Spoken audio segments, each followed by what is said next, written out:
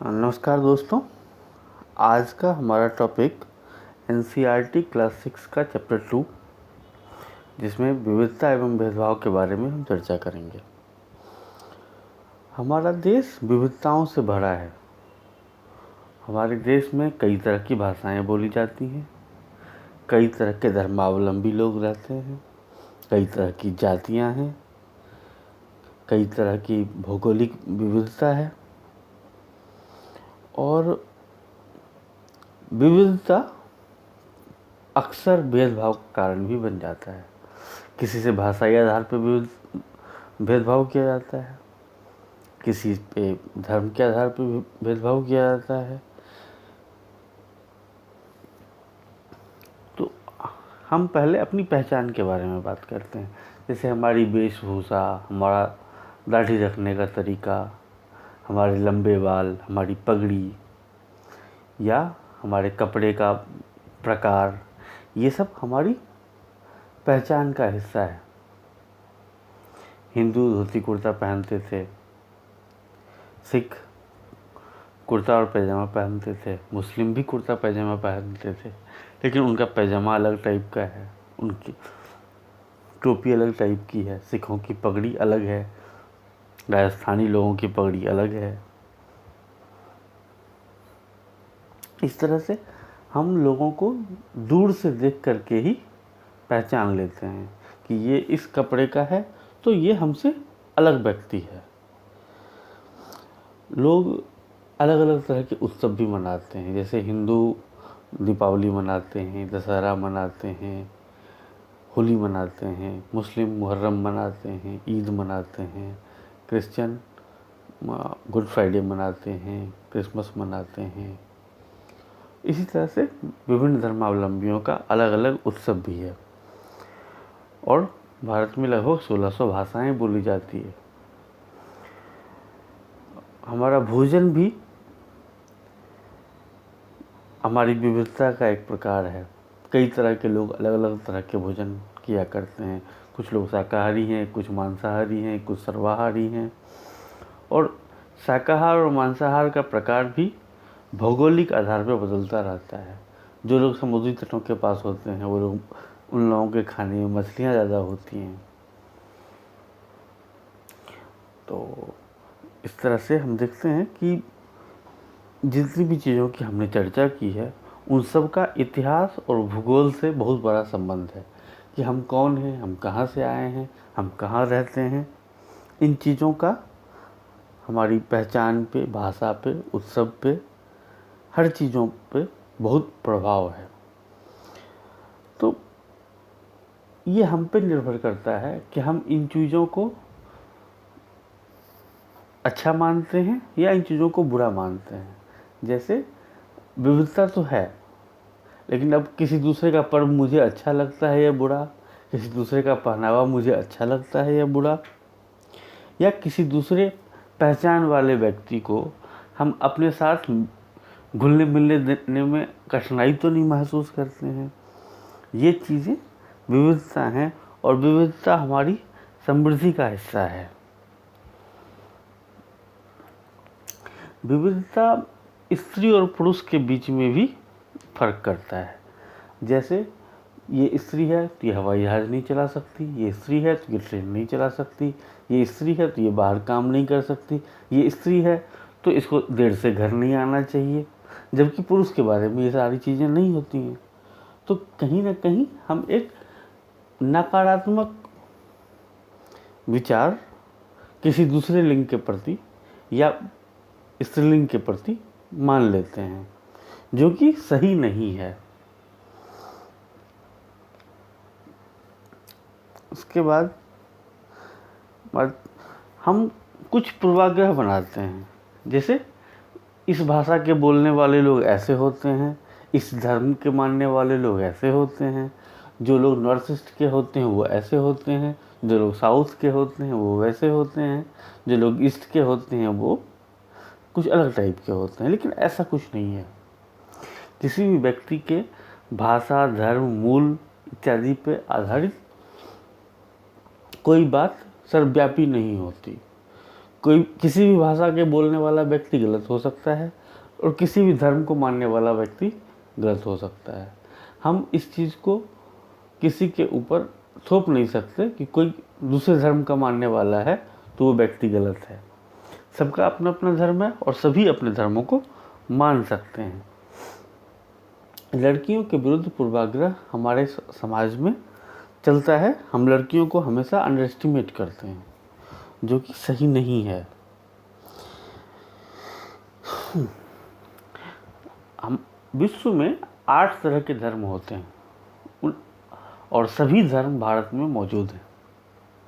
हिंदू, मुस्लिम, सिख, ईसाई, ज्यूज, पारसी, बौद्ध, जैन और कई धर्मों का उद्भव भी हिंदुस्तान में हुआ, जैसे हिंदू धर्म का, बौद्ध धर्म का, जैन धर्म का, और कई धर्म बाहर से भी भारत में आए। सभी धर्मावलंबी इस देश में अलग अलग जगहों पे या मिलजुल कर रहते हैं। हम लगभग 1600 भाषाएं बोलते हैं। इस देश में 100 तरह के नृत्य होते हैं, जिनमें कुछ प्रमुख नृत्य ओडिसी है, कुचिपुड़ी है, कथक है, भरतनाट्यम है। इन नृत्यों से हम अपनी समाज की कला का प्रदर्शन भी करते हैं और जब हम सांस्कृतिक आदान प्रदान के तहत एक दूसरे प्रदेशों में जाते हैं तो हम एक विविधता का प्रदर्शन भी करते हैं।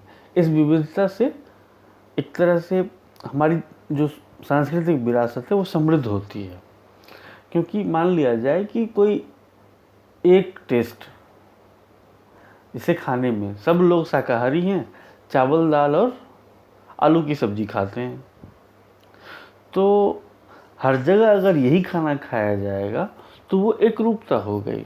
लेकिन अगर चावल बनाने के तरीके में ही अंतर है कि चावल का पुलाव भी बन सकता है, चावल की बिरयानी भी बन सकती है, चावल का फ्राइड राइस भी बन सकता है, चावल से लेमन राइस भी बनता है, चावल से कर्ड राइस भी बनता है। तो इन विविधताओं का आनंद अगर हमें लेना है तो हमें किसी भी पूर्वाग्रह से ग्रसित नहीं होना चाहिए। विविधता हमें हमेशा खुशी नहीं देती। हम अपने से अलग पहनावे वाले व्यक्ति को अपने से अलग मानते हैं। हमें ये लगता है कि वो अलग व्यक्ति है, हम उससे घुलना मिलना नहीं चाहते हैं। हमारी सोच उस व्यक्ति के प्रति अच्छी नहीं होती है। अलग धर्म वाले व्यक्ति वो भी पहचाने जा सकते हैं कि वो हमारे धर्म के नहीं हैं। हम उनके बारे में कोई एक सोच बना लेते हैं कि फलाने धर्म के व्यक्ति गलत होते हैं, फलाने धर्म के व्यक्ति चोर होते हैं, जबकि ऐसा कुछ नहीं है। किसी भी धर्म का व्यक्ति चोर हो सकता है और किसी भी धर्म का व्यक्ति चोर नहीं हो सकता है। कई बार हम अपने से अलग देखने वाले लोगों के बारे में कुछ नकारात्मक विचार बना लेते हैं और वो नकारात्मक विचार सही नहीं होता। हम अमीर और गरीब के बीच में भी पूर्वाग्रह से ग्रसित होते हैं कि जो अमीर लोग होते हैं वो अच्छे स्कूलों में पढ़ते हैं इसलिए वो अच्छे विद्यार्थी होंगे। ये कोई ज़रूरी नहीं है। जो गरीब बच्चे हैं वो सामान्य स्कूलों में पढ़ते हैं और वहाँ से भी बच्चे बड़ी बड़ी प्रतियोगिता परीक्षाएं या बड़े बड़े स्थानों पे पहुँचते हैं। तो अमीर गरीब का पूर्वाग्रह भी सही नहीं है। हम शहरी और ग्रामीण लोगों के बारे में भी गलत राय बना के रखते हैं। हम सोचते हैं शहरी लोग आलसी होते हैं, गांव के लोग मेहनती होते हैं, शहर के लोग बेईमान होते हैं, गांव के लोग ईमानदार होते हैं। ऐसी कोई बात नहीं है। शहर का व्यक्ति भी मेहनती हो सकता है, गांव का व्यक्ति भी आलसी हो सकता है। तो हमें इस तरह की राय नहीं बनानी चाहिए। अब हम भारत के संविधान की प्रस्तावना के बारे में बात करेंगे, जो विविधता के आधार पर भेदभाव को समाप्त करने के लिए, लोगों के विविधता के बावजूद उनके बीच में समता लाने के लिए कुछ सजेशंस हमें देता है। हम प्रस्तावना को पढ़ते हैं, उसके बाद फिर हम इस प्रस्तावना के बारे में थोड़ी चर्चा करेंगे।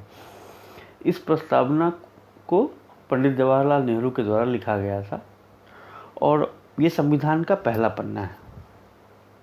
इसमें लिखा गया है, हम भारत के लोग भारत को एक संपूर्ण प्रभुत्व संपन्न समाजवादी पंथ निरपेक्ष लोकतंत्रात्मक गणराज्य बनाने के लिए तथा उसके समस्त नागरिकों को सामाजिक, आर्थिक और राजनीतिक न्याय, विचार, अभिव्यक्ति, विश्वास, धर्म और उपासना की स्वतंत्रता, प्रतिष्ठा और अवसर की समता प्राप्त कराने के लिए तथा उन सब में व्यक्ति की गरिमा और राष्ट्र की एकता और अखंडता सुनिश्चित करने वाली बंधुता बढ़ाने के लिए दृढ़ संकल्पित होकर अपनी संविधान सभा में आज तारीख 26 नवंबर 1949 को एतद द्वारा इस संविधान को अंगीकृत, अधिनियमित और आत्मार्पित करते हैं।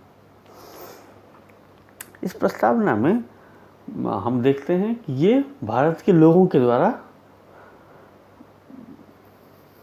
संकल्प लिया गया है। उस संकल्प में वो क्या कहते हैं कि हम भारत को एक प्रभुत्व संपन्न समाजवादी, मतलब एक ऐसा राष्ट्र जो संप्रभुता संपन्न है, मतलब उस राष्ट्र के ऊपर किसी का कोई नियंत्रण नहीं है और लोकतांत्रिक गणराज्य है। ये एक ऐसा प्रदेश है जहाँ पे लोगों के द्वारा चुनी हुई सरकार है और ये व्यवस्था जो है वो समाजवादी है, कल्याणकारी समाजवाद है। ये यहाँ पे लोगों का पंथ निरपेक्षता की स्वतंत्रता है, मतलब कोई भी व्यक्ति किसी भी पंथ को मान सकता है और हमें इस बात से उसके प्रति भेदभाव नहीं करना है कि वो किस पंथ का है। उसके बाद उसके समस्त नागरिकों को सामाजिक, आर्थिक और राजनीतिक न्याय, विचार, अभिव्यक्ति, विश्वास, धर्म और उपासना की स्वतंत्रता, प्रतिष्ठा और अवसर की समानता प्राप्त कराने के लिए तथा उन सब में व्यक्ति की गरिमा, राष्ट्र की एकता और अखंडता सुनिश्चित करने वाली बंधुता को बढ़ाने के लिए जो व्यवस्था हो सकती है, इस संविधान सभा में हम इस संविधान को अंगीकृत, अधिनियमित और आत्मार्पित करते हैं। तो हम आगे भी एनसीईआरटी के चैप्टर्स लेकर के आते रहेंगे और हमारा जीएस का भी एक सेगमेंट अलग से चलता है। आपको इस वीडियो में जो भी कमी लगती हो वो आप कमेंट सेक्शन में लिख सकते हैं, हम ज़रूर उसको बेहतर बनाने का प्रयास करेंगे।